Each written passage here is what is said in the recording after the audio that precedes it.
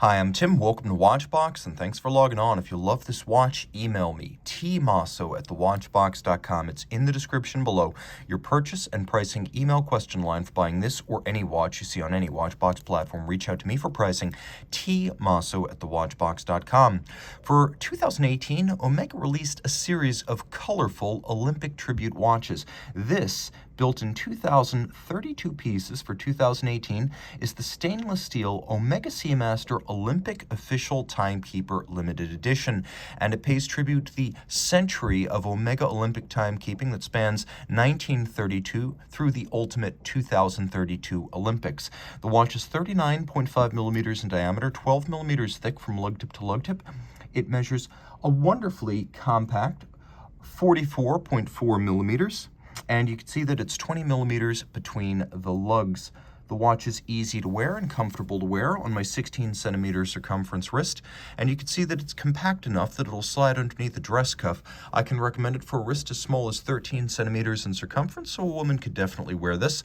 A guy who prefers discretion may also prefer this over some of the larger and thicker sports-oriented Seamaster models, and that is important. This is a multi-purpose watch, as we would call it, an all-arounder. It's not a dress watch, it's not a sports watch specifically. It's a little bit more pared back compared to the rotating bezel Seamaster sports watches.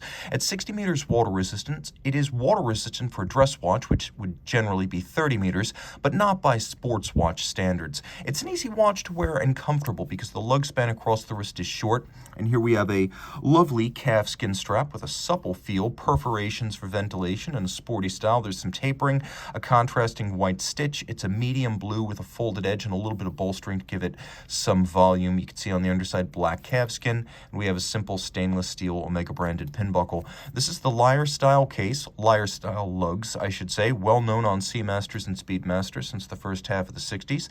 It has both an inward and an outward bevel, and the outward bevel is polished. We have individual numbering on the case flank, so no two watches are exactly alike.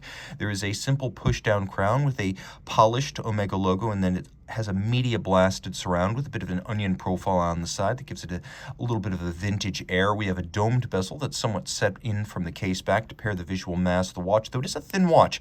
At 12 millimeters, this is one of the thinnest modern generation Omega automatic coaxials. So you have that polished, slightly faceted bezel. There's a little kink in the middle of it. It's not a perfect domed profile. And then a lovely cambered sapphire designed to look like a vintage plexiglass.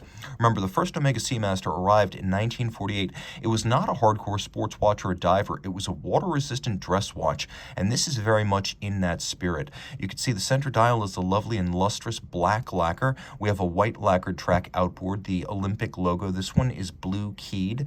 There were key colors for each of these special editions: red, yellow, blue. You get the idea. Green, the timepiece here, blue, the colors of the Olympic rings. We have blue accents on the seconds hand. We have blue accents on the center dial. We have a dial that is, properly speaking, easy to read, but not purely sports in orientation, as it is not loomed. We have a high legibility contrast, though, between the white semi-baton hands and the black base.